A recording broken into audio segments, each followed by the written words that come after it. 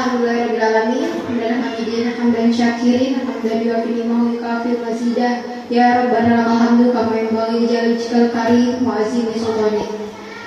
Yang saya hormati Bapak Kepala SMP Mataram Komandan, yang saya hormati ibu-ibu, bapak-bapak yang telah hadir pada kesempatan hari ini. Puji syukur kita sampaikan kepada Allah Subhanahu wa taala karena berkat rahmat dan ridhonya kita dapat berkumpul di ruangan ini. Serta kita kirimkan sholawat kepada junjungan kita Nabi besar Muhammad SAW, Allahumma sholli ala sayyidina Muhammad wa ala sayyidina Muhammad, karena telah membantu kita dari alam kegelapan ke alam terang benderang seperti yang kita rasakan saat sekarang ini. Baiklah, pada kesempatan hari ini kita akan melaksanakan praktik baik dari Bu Rima Desdayanti tentang budaya positif. Pertama yaitu acara pertama kita mendengarkan sambutan dari kepala sekolah. Pada Bapak, kami persilakan.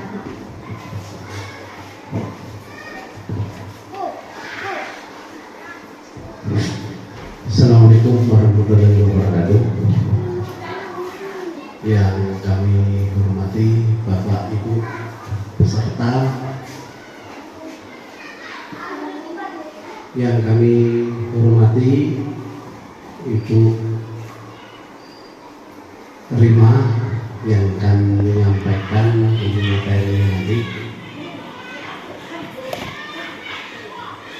Pertama-tama mereka panjatkan puji dan syukur kehadirat Allah Subhanahu wa taala yang telah memberikan nikmat kepada kita semua sehingga kita dapat hadir di tempat ini dalam rangka ikut partisipasi atau sebagai peserta untuk modul budaya positif ya, yang akan dipaparkan nantinya oleh Bu Rima Desdayanti. Kemudian harapan dari kami mungkin untuk para pesertanya yang nantinya apa-apa yang sudah disampaikan oleh Ibu Rima nanti bisa kita terima dan hendaknya menjadi modal bagi kita semua untuk melaksanakan tugas mengajar kita ya, budaya positif tersebut itu tentu nanti ada kaitannya dengan tugas kita masing-masing, yaitu melaksanakan tugas mengajar. Kemudian untuk kesempatan kali ini juga kita sudah sama-sama hadir di sini ya, tentu saja nantinya bisa juga memberikan kontribusinya. Kalau ada yang perlu dipertanyakan, silakan disampaikan dan nanti akan dijawab oleh Ibu Rima. Jadi itulah kira-kira mungkin yang dapat kami sampaikan pada kesempatan kali ini. Mudah-mudahan atau harapan dari saya selaku pimpinan di sini, mudah-mudahan bisa berjalan, kegiatan ini bisa berjalan dengan lancar hendaknya sampai akhir nanti. Ya, sampai akhir acara. Ya, jadi itulah yang perlu disampaikan dan saya akhiri dengan Assalamualaikum warahmatullahi wabarakatuh.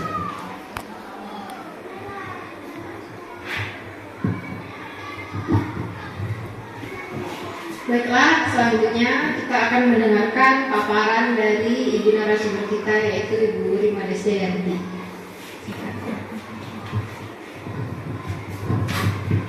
Bismillahirrahmanirrahim. Assalamualaikum warahmatullahi wabarakatuh. Alhamdulillahirabbil alamin wa bihi nasta'in ala umuri waddin wa ala alihi wa sahbihi ajmain. Amma ba'du. Yang terhormat Bapak Kepala Sekolah, yang terhormat Bapak Ibu guru yang berkesempatan hadir pada hari ini untuk kita sama-sama belajar di sini, yaitu penerapan budaya positif di sekolah itu bagaimana? Ini adalah modul 1.4 kegiatan saya di guru penggerak angkatan 10. Jadi saya tidak menggurui di sini ya.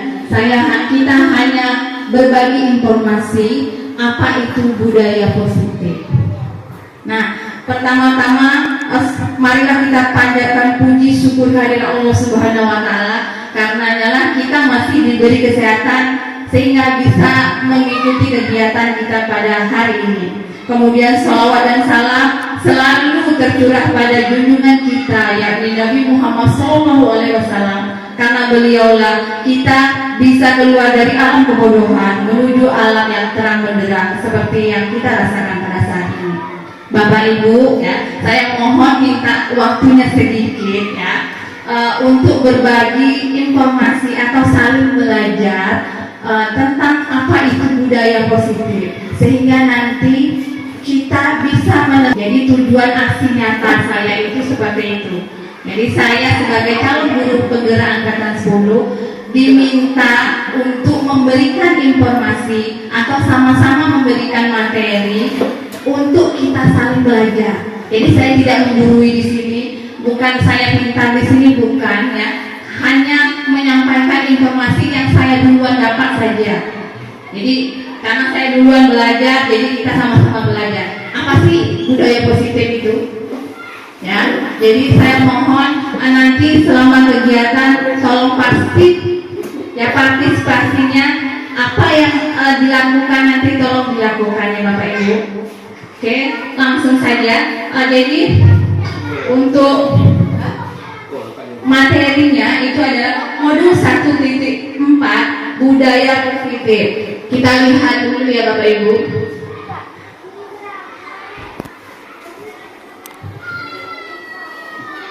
Nah, jadi sebelum saya melanjut ke lebih lagi poin-poinnya, kita ice breaking dulu biar semangat ya Bapak Ibu ya. Setuju Bapak Ibu? Oke, kita ice breaking dulu. Dimohon Bapak Ibu semua berdiri, ikuti gerakan.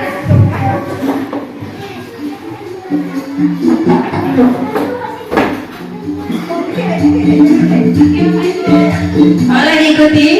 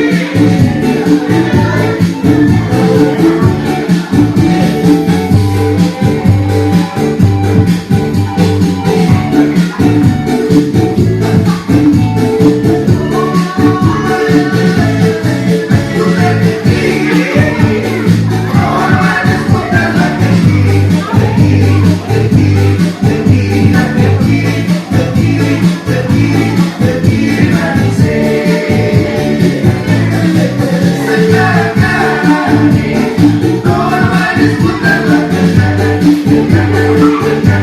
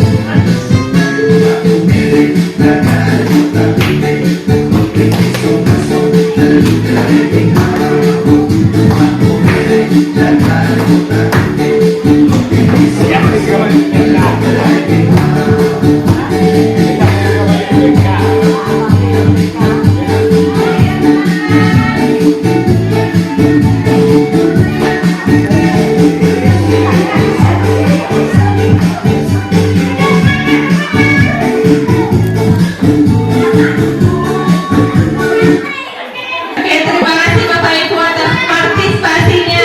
Masih tetap semangat. Ya, kita lanjutkan ke materinya Bapak dan Ibu.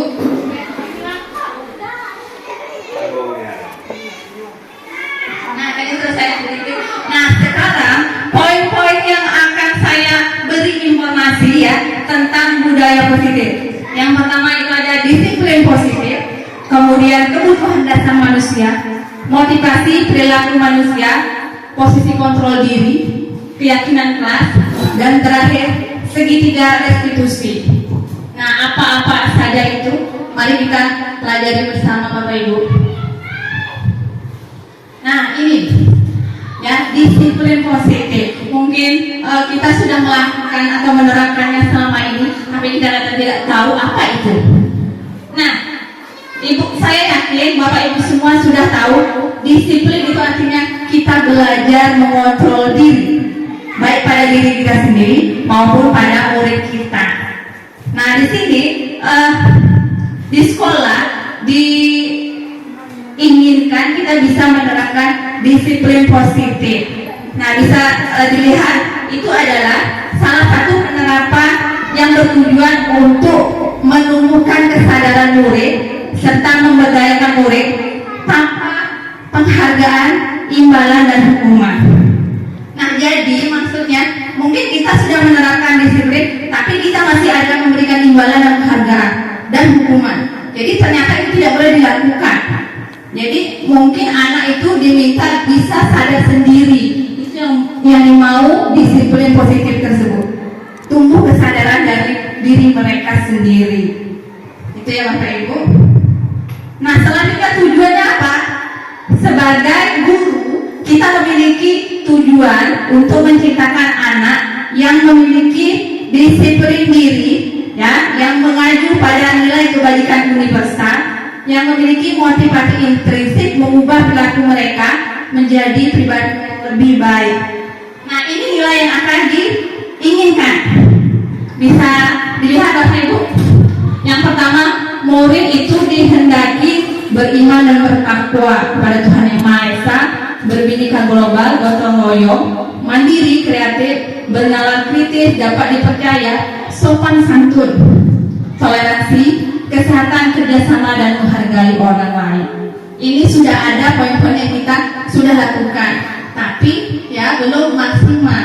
Nah, bagaimana caranya memaksimalkan? Nanti kita tahu caranya ya Bapak Ibu. Nah, kebutuhan dasar manusia. Jadi manusia itu ya memiliki kebutuhan dasar. Apa tujuannya? Ya untuk mendapatkan apa yang diinginkan. Jadi ya apapun kelakuan atau sifat anak itu ada tujuannya, baik itu sifat buruk, baik dan sebagainya, ada alasan yang dilakukan. Kemudian kebutuhan dasar itu ada 5. Yang pertama, manusia itu bertahan hidup, ingin bertahan hidup. Jadi walaupun dia bertengkar, mungkin itu kebutuhan dia, karena dia membela diri, ada alasannya. Jadi dia ingin bertahan di situ. Yang kedua, manusia itu butuh kasih sayang dan cinta. Yang ketiga, manusia itu butuh kebebasan. Yang keempat, manusia butuh kesenangan. Dan terakhir ini, manusia itu butuh penguasaan. Jadi 5 alasan ini yang bisa memotivasi kelakuan kita menjadi baik atau buruk. Selanjutnya ini, motivasi itu ada 2, intrinsik dan ekstrinsik. Kalau intrinsik itu ada di luar diri, yaitu terjadi karena takut hukuman. Kebanyakan kita itu yang kita lakukan. Anak itu mau disiplin karena takut hukuman, ya, atau kita berikan imbalan mau dia mengerjakan yang kita inginkan. Nah, sedangkan motivasi intrinsik, motivasi yang ada dalam diri mereka, ya, untuk menjadi orang yang diinginkan sesuai nilai-nilai yang dipercaya diri sendiri. Itu. Kemudian, nah ini perbedaan hukuman, konsekuensi, restitusi. Kalau hukuman kita lihat tidak terencana, secara tiba-tiba. Kemudian murid tidak tahu apa yang terjadi, tahu-tahu kita beri hukuman. Kemudian hukuman itu ada dua, berupa fisik dan psikis. Kemudian dilakukan oleh guru itu sendiri, itu hukuman. Sedangkan konsekuensi ini yang harus kita laksanakan untuk disiplin positif. Jadi hukuman diubah menjadi konsekuensi. Apa itu? Kita sepakat dengan murid. Kita buat kesepakatan, kalau kamu melanggar, apa yang harus kamu kerjakan. Jadi tidak kita yang mengatur. Selanjutnya, tidak berupa hukuman fisik boleh kita menghukum, tapi misalnya nanti kalau kamu tidak bisa membaca, kamu harus belajar di kantor. Itu salah satu konsekuensi, bukan berupa hukuman fisik. Selanjutnya, guru hanya tugas memantau.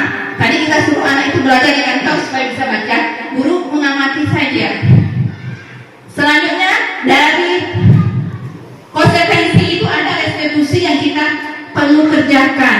Apa itu restitusi? Nah itu dia, proses penciptaan kondisi penyelesaian masalah murid. Selanjutnya, proses tersebut kita mengajak murid itu mencari solusi permasalahannya. Jadi kita tidak menghukum. Kita tanyakan alasan, kenapa kamu bertengkar? Apa alasan kamu? Bagaimana ke depannya? Seperti itu. Jadi kita tidak boleh menghukum.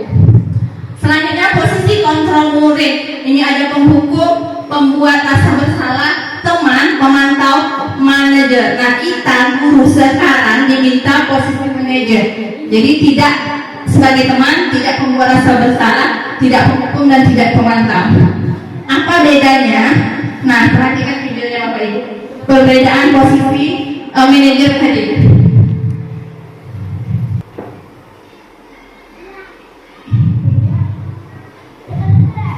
Oke, tolong perhatikan dulu.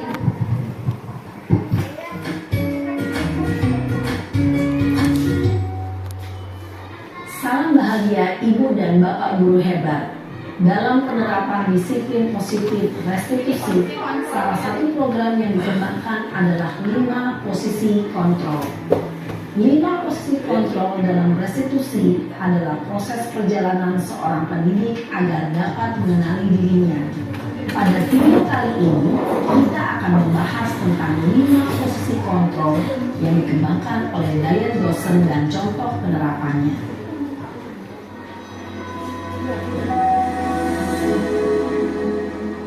5 posisi kontrol itu adalah 1. Posisi penghukum, 2. Posisi pembuat merasa bersalah, 3. Posisi teman, 4.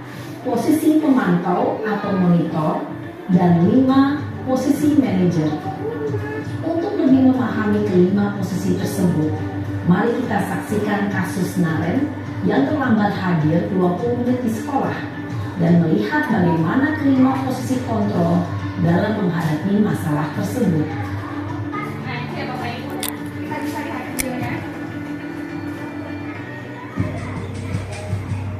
Ini yang hukum.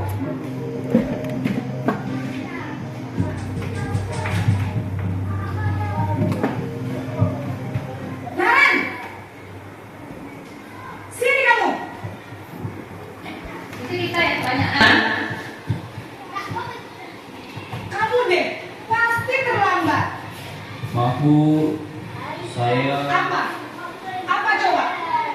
Alasan kamu apa lagi? Kapan sih malas sekali ya kamu jadi anak? saya Dasar pemalas. Gak kapok-kapok sih kamu. Sudah berapa kali terlambat? Sana, kamu keliling lapangan basket 2 kali. kenapa saya harus keliling lapangan basket Bu? Kenapa? Kamu melawan ibu. Berani-beraninya jawab. Sudah terlambat, masih berani jawab pula. Sekarang, keliling lapangan basket 5 kali sekalian. Biar kapok. Cepat. Pergi sana ke lapangan basket. Posisi penghukum biasanya berbicara dengan nada tinggi, menghardik, menunjuk-nunjuk, menyakiti, dan menyindir. Hukuman bisa berupa fisik maupun psikis. Ibu dan bapak guru hebat. Dampak yang terjadi pada murid ketika guru berada pada posisi penghukum adalah murid cenderung akan memberontak, bahkan menyimpan dendam.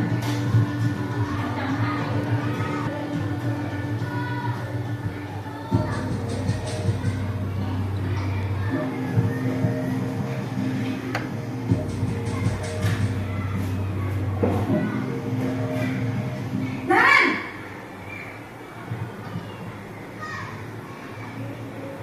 Selamat pagi, Bu. Naren, kamu kenapa terlambat lagi, nak? Ya Tuhan, Naren, kamu senang ya bikin ibu susah ya? Kalau kamu terlambat dengan kepala sekolah, nak, disangka ibu tidak bisa membina kamu. Duh, gimana ini? Maaf, Bu. Duh, Gusti Naren, kamu suka ya? Terus, sekarang ibu harus tulis apa yang di buku absen? Ini kamu sudah sering terlambat loh. Ibu harus apa coba? Maaf, Bu. Maaf sekali. Ya sudah, lain kali jangan bikin ibu susah lagi ya, nak ya. Ibu tidak akan kuat lagi kalau kamu begini terus. Bisa jantungan kalau ibu tegur bapak kepala sekolah. Sana cepat, kelas. Maaf ya, Bu. Maaf sekali. Posisi pembuat rasa bersalah berbicara dengan nada tenang, cenderung lembut. Namun kata-kata yang diutarakan membuat murid merasa menjadi orang yang gagal, memandang buruk dirinya sendiri, merasa tidak berharga, dan tidak sanggup membahagiakan orang lain. Ketika guru mengambil posisi pembuat rasa bersalah, murid akan menganggap dirinya yang bersalah dan ia akan menyimpan emosi negatif tersebut di dalam dirinya.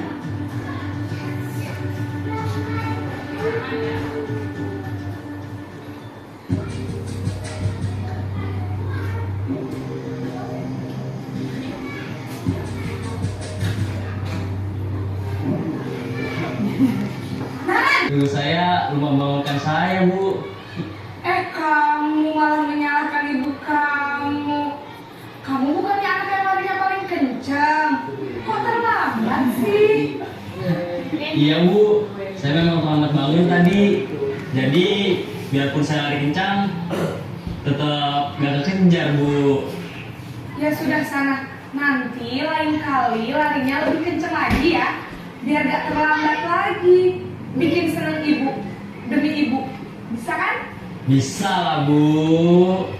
Ya sudah sana masuk kelas. Ibu beresin urusan absen kamu. Kamu ini ada-ada saja.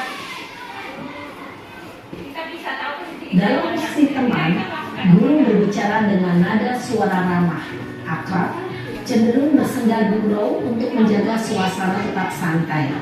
Murid akan merasa senang. Sebenarnya ada 5 tadi posisi kontrolnya, ya.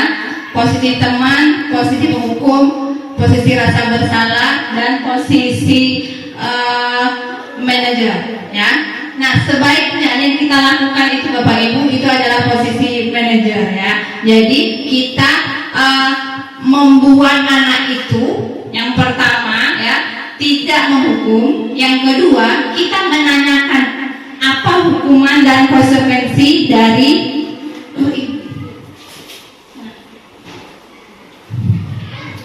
apa yang mereka inginkan, ya. Misalnya tadi seperti Naren itu, kalau untuk manajer Naren itu terlambat, ya, kita tanyakan kenapa kamu terlambat, kita tanyakan alasannya. Kemudian kita tanyakan lagi, ya, kalau kamu tahu tidak peraturan sekolah atau keyakinan sekolah kita harus masuk jam berapa? Ini jam 7.30 katanya kan. Nah, sedangkan dia terlambat, jadi Naren mau apa? Konsekuensinya mau apa? Kalau sudah terlambat, konsekuensinya katanya saya mau tinggal di jam pelajaran lebih lama dari kawannya. Jadi dia yang mencari kesalahannya sendiri untuk hukuman yang dibuatnya sendiri. Jadi itu.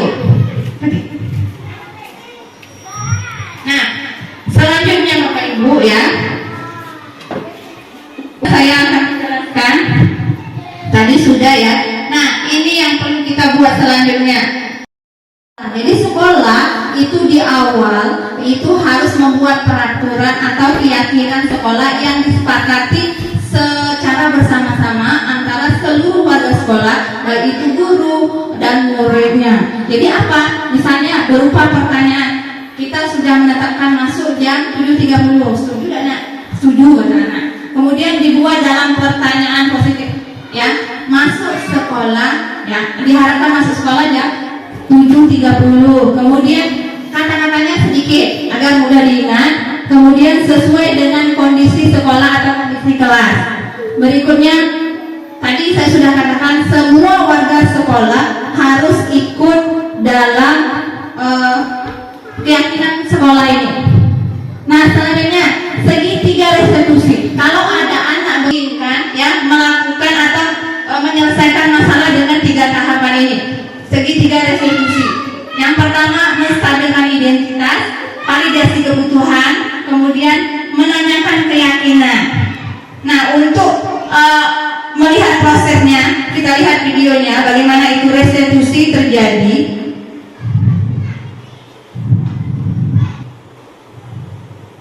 Kita berdepan ya.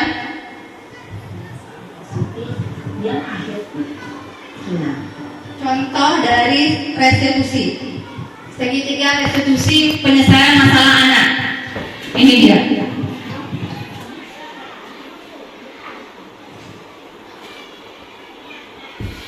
Ini cara. Sudah lama nggak kita bicara? Berapa hari? Kesel pak, kesel banget. Masa aku dikatain tukang fitnah pak? Ya aku marah lah. Aku balik ngatain Eka di depan Mila kayak gitu. Kesel banget. Oh begitu. Ya pasti kamu marah dan kesal. Bapak juga akan marah apabila ada yang menuduh Bapak seperti itu. Kemudian pada saat itu kamu melakukan apa? Ya saya langsung ngatain Eka lah pak. Kesel banget. Saya bentak-bentak dia depan teman-teman lain. Oh begitu. Pasti kamu melakukan seperti itu karena suatu alasan tertentu kan? Iyalah, masa saya diam saja pak? Ya saya bela diri lah. Masa saya dituduh tukang fitnah? Ya wajar lah. Mempertahankan harga diri itu sesuatu yang penting buat kamu. Untung kamu tidak bertindak lebih gegabah lagi, hanya membentak-bentak. Iya pak. Untung saya masih bersabar dan hanya membentak saja. Udah gemes padahal. Saya pasti bela diri lah. Ya pasti ya. Tapi kamu memilih untuk tetap bertahan dan bersabar. Kamu memilih untuk tidak berbuat lebih parah lagi, bukan? Iya. Nah, sekarang coba kita lihat lagi tindakan kamu yang bentak-bentak Eka di kelas. Tindakan kamu itu kira-kira sesuai dengan keyakinan kelas atau prinsip kamu tidak? Enggak lah pak. Capek pak jadi pemarah. Jadi keyakinan atau prinsip mana yang kurang sesuai dengan keinginan kamu? Ya saya sebenarnya sangat menghargai orang lain. Mungkin saat itu saya menjadi emosi. Jadi tidak menunjukkan sikap itu. Kamu meyakini tidak? Menghargai orang lain itu penting buat kamu. Yakinlah pak. Iya, setuju. Kita harus saling menghargai. Namun ada juga keyakinan yang kita sepakati yang perlu kita jalankan apabila kita sedang marah, bukan? Ya saya bisa lebih proaktif. Mulai dengan diri sendiri. Saya bisa jadi lebih bersabar, mengambil waktu jeda untuk berpikir mau apa selanjutnya. Kira-kira kamu bersedia memperbaiki masalah ini tidak? Bersedia pak. Kalau kamu memperbaiki masalah ini, kamu akan menjadi orang seperti apa? Saya akan menjadi orang yang bertanggung jawab kali ya pak. Dan senantiasa proaktif. Iya, menurut kamu bagaimana rasanya menjadi orang seperti itu? Ya nyaman lah. Bangga bisa bersabar dan menahan diri. Baiklah kalau begitu. Yuk kita pikirkan bagaimana memperbaiki masalah ini.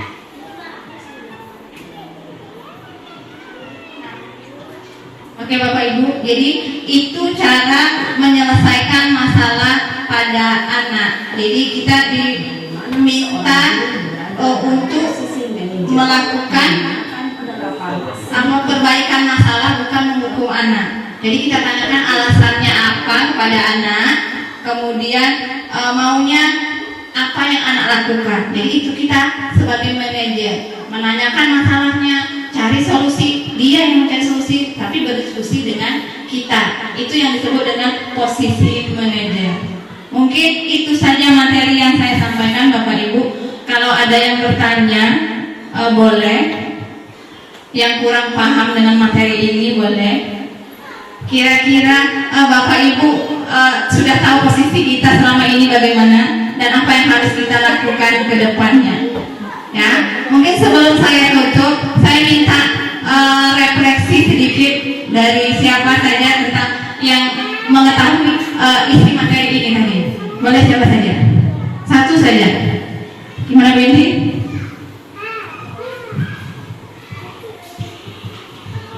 Baiklah, saya akan mencoba menyampaikan refleksi dari budaya positif hari ini, yaitu yang pertama, dalam melaksanakan budaya positif itu ada beberapa hal yang bisa kita lakukan, mulai dari yang yaitu dalam melakukan restitusi positif tadi, adanya validasi keyakinan, tidak menyalahkan, dan mencari solusi secara bersama-sama gitu. Dan melatihkan tekad diri kita bahwa kita harus mengubah yang awalnya mungkin posisinya teman atau membuat merasa bersalah, kita ubah menjadi posisi manajer. Demikian refleksi dari saya. Terima kasih.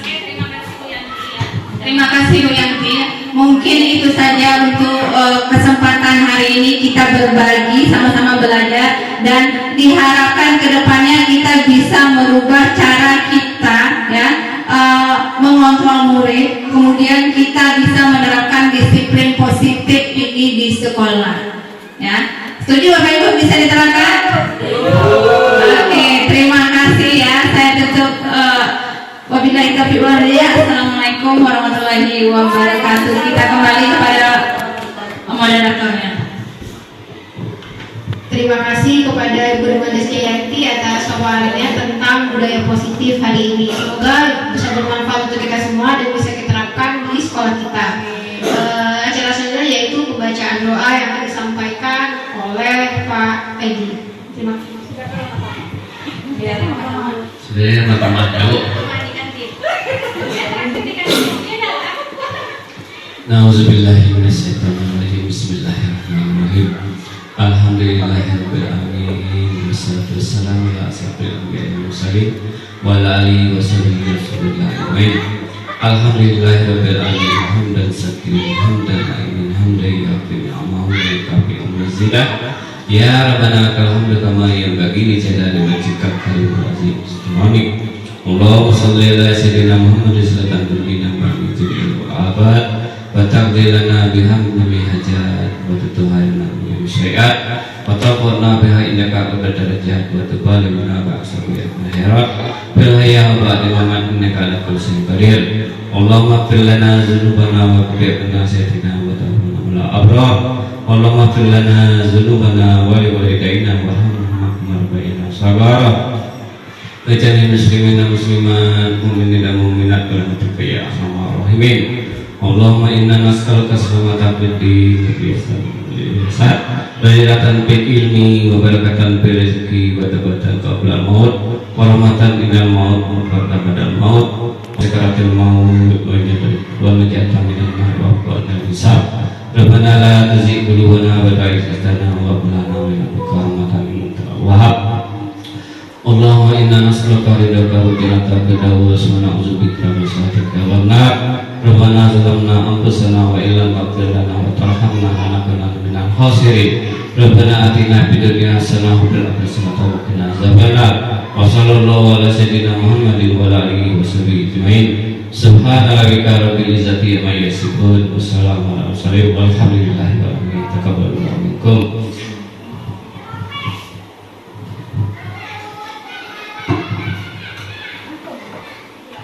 Terima kasih kepada Pak Edi yang membacakan doa.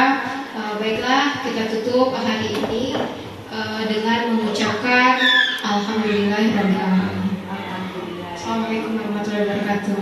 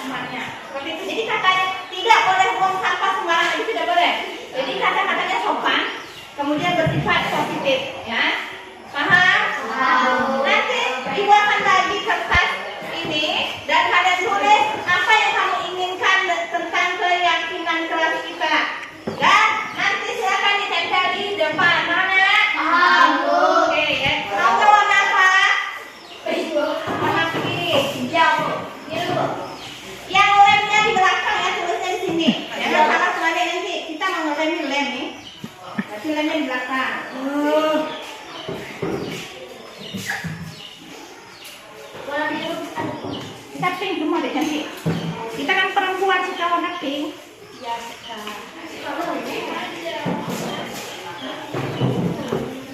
Yang sudah dapat kertasnya boleh ditulis dan ditempel di depan.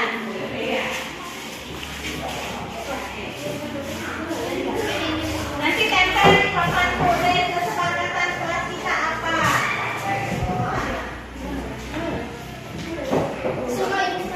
Oke, silakan tulis. Ibu buat di sini.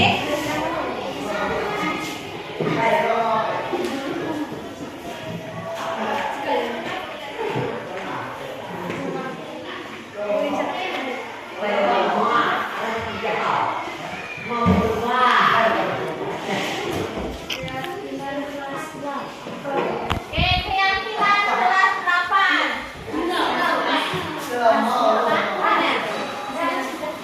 Sudah berarti kakak boleh ditempel, ayo.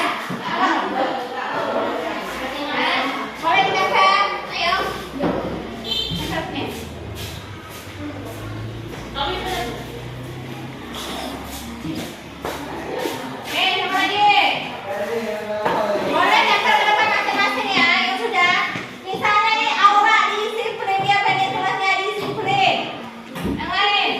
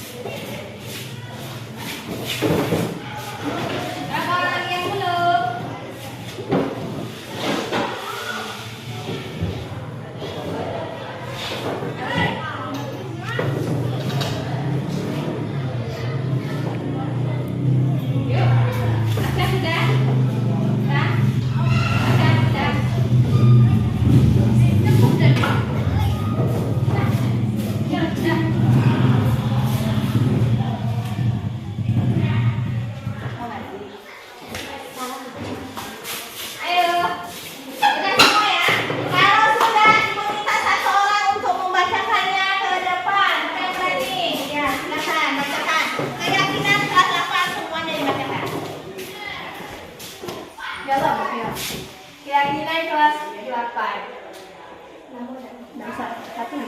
Satu, disiplin. 2, jagalah lingkungan tetap bersih. 3, menghormati guru. 4, menghormati guru. 5, menghargai guru. 6, selalu disiplin. 5, menghormati guru. 7,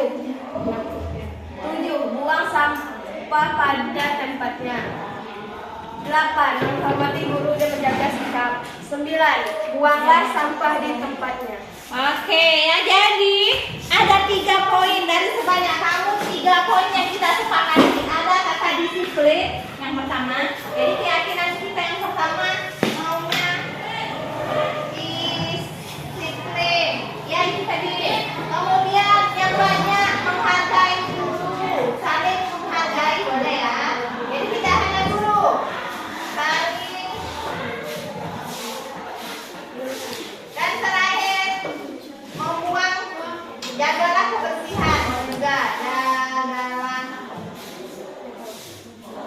Karena banyak kata-kata membuang sampah pada tempatnya. Membuanglah sampah. Jadi ini keyakinan kelas kita. Sepakat ya nak? Sepakat Bu. Oke, kalau sepakat besok kita buat pakai poster ya. Ibu akhiri, assalamualaikum warahmatullahi wabarakatuh.